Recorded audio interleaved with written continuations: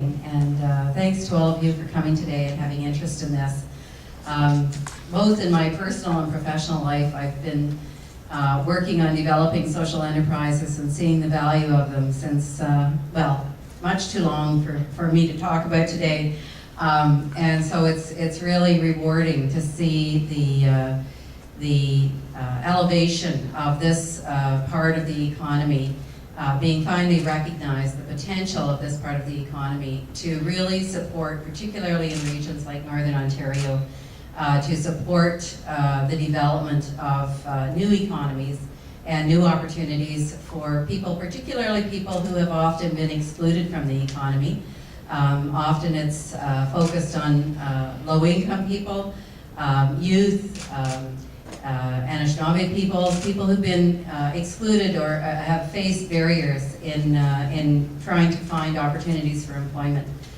So social enterprises are a way of addressing that particular issue, as well as being very innovative in the ways that they approach economic development.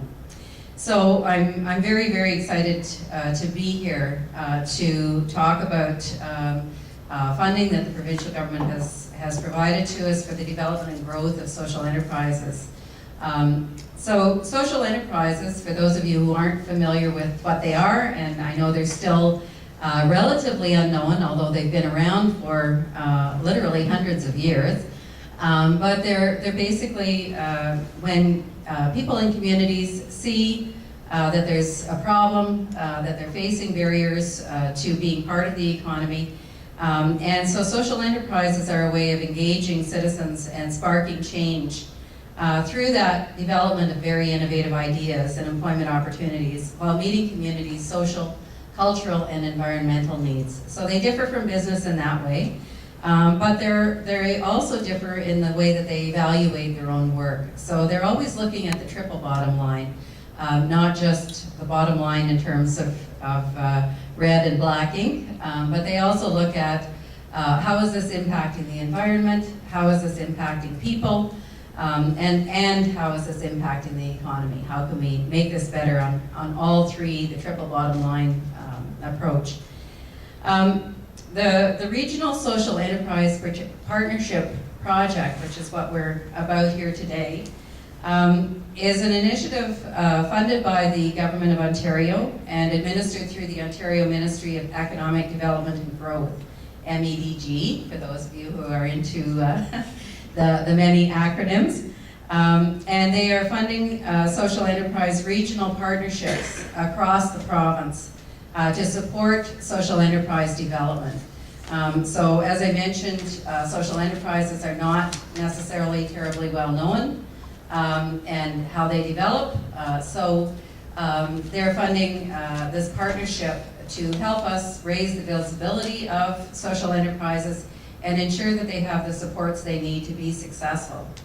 The partnerships that are being funded are comprised of a lead organization along with a regional innovation center, a small business enterprise center, a campus-linked accelerator program, and other social enterprise support organizations.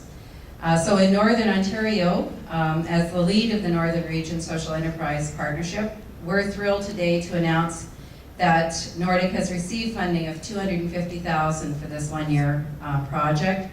And I should also say that we are quite hopeful that it's going to extend for an additional 4 years, so a full 5-year project of supporting social enterprise development across Northern Ontario.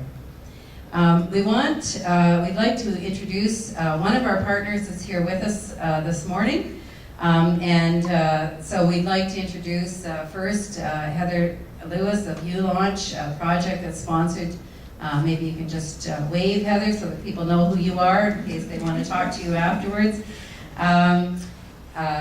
Heather, the local, the Sault Ste. Marie Innovation Center has supported the development of the U-Launch program, and that is the campus-linked accelerator program that is serving on the steering committee and part of our partnership. We also have, joining us a little bit later via web conference, the Northwest Regional Innovation Center in Thunder Bay, the Timmins Economic Development Corporation's Business Enterprise Center, and Perro Center for Women's Enterprise in Thunder Bay are all of the official partners that are joining us. They'll be forming a steering committee to advise and guide the project over the length of its term, and to help us connect with their many partners throughout the North, so that we can ensure that there's a very strong network of support built for social enterprises. So the catchment area, as always, for Northern Ontario, stretches over vast distances from Kenora through to Parry Sound area. So we'll be working and relying very much on the networks that already exist to support economic development, and we'll be helping them transition into developing the supports as well for social enterprise and social entrepreneurship development. So the partnership itself will support social enterprises both in strengthening their sustainability as well as in growing and scaling their markets. We'll be promoting culturally appropriate services such as peer mentoring circles and networking opportunities. We'll be assisting social enterprises in overcoming the challenges that they face, such as access to markets, access to capital, access to seed funding, access to experienced and knowledgeable peers that can lead them through the process of developing and scaling up their businesses. We'll also be helping with the development of resources, training, and education, which is great, as Katie indicated earlier. The Community Economic and Social Development Program here has been teaching a course on social enterprises for some time, and we've worked with a number of the CFDCs to integrate that into high school level or age level activities as well. So there's an opportunity there to extend that kind of education to a broader range, as well as doing it through technology so that we can deliver it right across the region. And we'll also be working very closely with a number of folks to help us ensure that that's adapted and well suited to reflect the diversity, the cultural diversity of Northern Ontario.